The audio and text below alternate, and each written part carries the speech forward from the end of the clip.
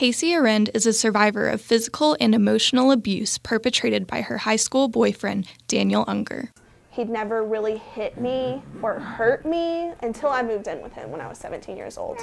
We were arguing over the fact that he was drinking, and he threw a can, like a full beer can, at me, and it knocked me over, and he started kicking me in the ribs. And that was the very first time. And it was scary. It made me feel very worthless. Like I wasn't allowed attention from anybody else. I wasn't allowed. It was just like I had to be just with him. The couple had 2 children together, 4-year-old Lauren and 2-year-old Ashton. Your love for your children exceeds anything you can ever imagine. But there are times that I look at them and I see him in them.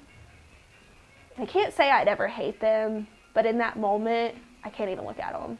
She felt trapped in a cycle of violent abuse for years. But he was very smart. He never punched me. He never messed up my face.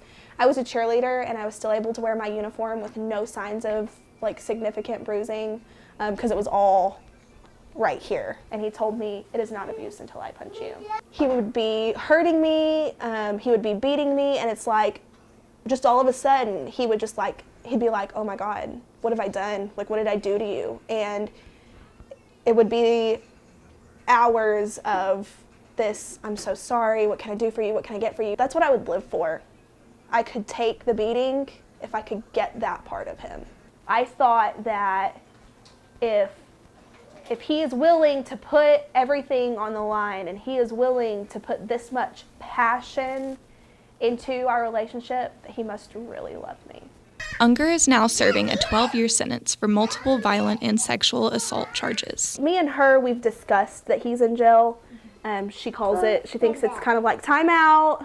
He's thinking about what he's done. If anybody knows that I've gone through this, that is their first question. What were you thinking? Why did you stay? And the only answer I had is because I loved him. This is Maddie McCarty for The Hub.